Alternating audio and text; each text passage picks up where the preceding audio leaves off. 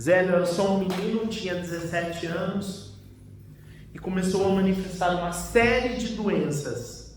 Várias doenças que médico nenhum descobriu que ele tinha.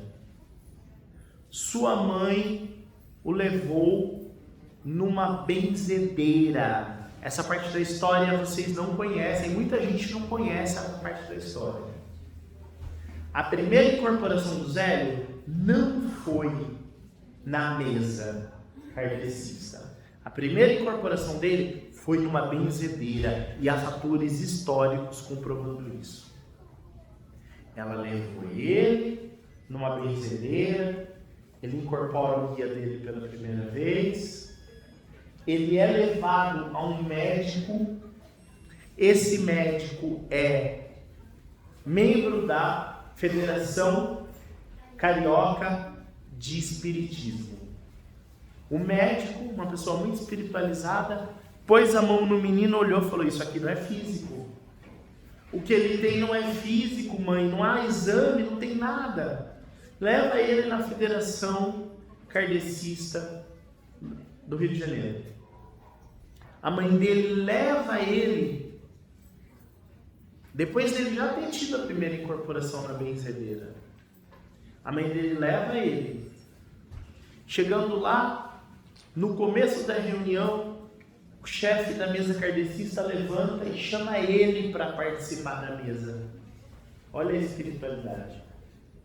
O menino se levanta. Quando o menino chega no meio da mesa, o menino olha para a mesa e diz para as pessoas: está faltando uma coisa nessa mesa. E ele sai. Ninguém entende nada com 17 anos. Ele pega uma flor. Olha o elemento da natureza. A Umbanda, nós somos adoradores da natureza. Nós não podemos esquecer disso jamais. Zélio entra com uma flor na mão e coloca a flor no centro da mesa. No momento onde ele coloca aquela flor no meio da mesa, os médiuns que estavam ali sentados incorporam pretos velhos, caboclos e herês. Imagina, naquela época, os kardecistas, tradicionalíssimos, vendo os caboclos e os pretos velhos na mesa. O chefe da mesa ficou doido. Chamou o médium clarividente, porque na mesa fica um clarividente. Zélio recebe o caboclo das 7 encruzilhadas. O médium clarividente olha para ele e fala: por que você se intitula como um caboclo, como um indígena, mas eu vejo em você um padre jesuíta?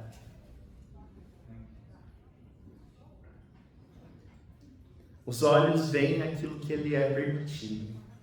E ele, o caboclo das 7 encruzilhadas, diz para ele: essa é uma das minhas encarnações.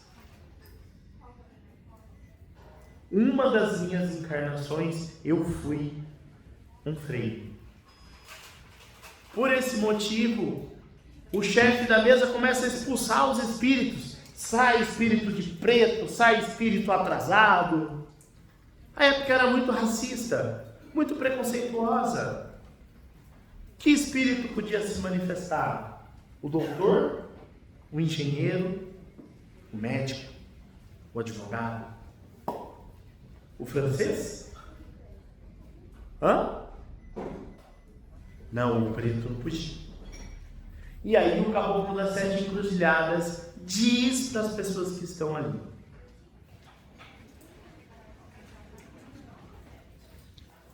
no dia 15 de novembro, eu começarei uma religião para atender todas as pessoas. Porque os kardecistas, eles falavam um jargão arcaico. Eles falavam palavras difíceis. E a empregada doméstica analfabeta que estava na consulência entrava muda e saía vazia. Porque ela não entendia o que foi falado, como que ela ia evoluir? Era para elite. E aí Zélio diz que o caboclo das Sete Cruzadas, através do Zélio, diz que ele fincaria a sua bandeira nessa nação, a Umbanda, e traria uma religião para os pobres, para os pretos, para os marginalizados. Então, peraí, que história é essa que a Umbanda ela é branca? Não. A Umbanda é religião de resistência. A Umbanda é religião de pobres, de mulheres, de pessoas que estão sofrendo à margem da sociedade pelo preconceito, pelo racismo. A Umbanda é essa força. Então, ele vai no dia 15 de novembro, toda a imprensa estava lá, há matérias de jornais, fotos, que eu vou disponibilizar no grupo. E no dia 15 de novembro, Zélio de Moraes incorpora o caboclo das Sete Encruzilhadas e ali ele faz os primeiros fundamentos da Umbanda.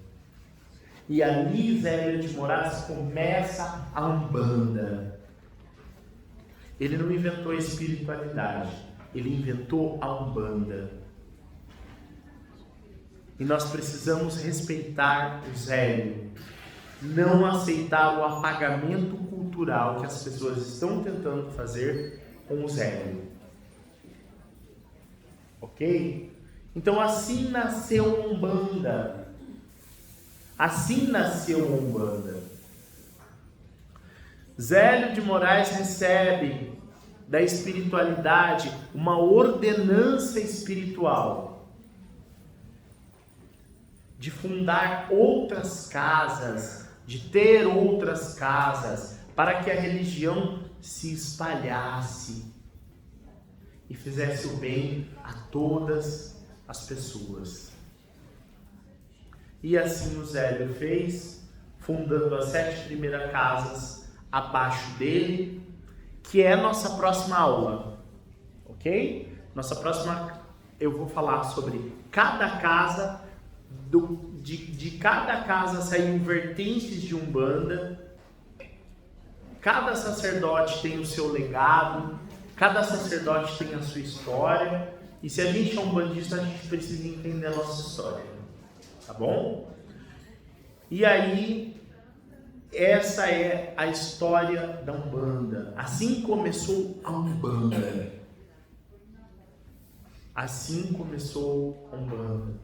Existiam outras religiões, como Catimbó de Jurema? Sim.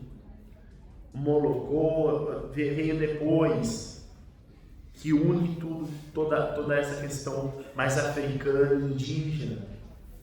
Mas quando eu falo de Umbanda, eu estou falando desta religião, que é um quadrilátero teológico com 4 lados de história, com 4 religiões, fundando um pilar teológico, aonde o pedacinho de cada uma das religiões complementa a outra, aonde o pedacinho de cada uma dessas religiões forma uma estrutura para que esses espíritos venham e executem a caridade.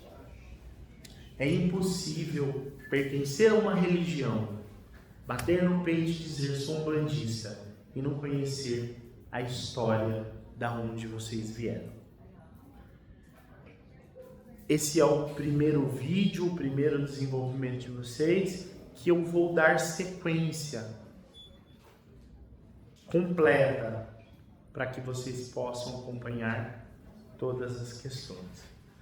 Eu coloquei um texto no grupo, gostaria que vocês acompanhassem esse texto no grupo e vou postar depois esses vídeos para quem não estava aqui presente poder acompanhar. Deus abençoe vocês, obrigado pela atenção de vocês.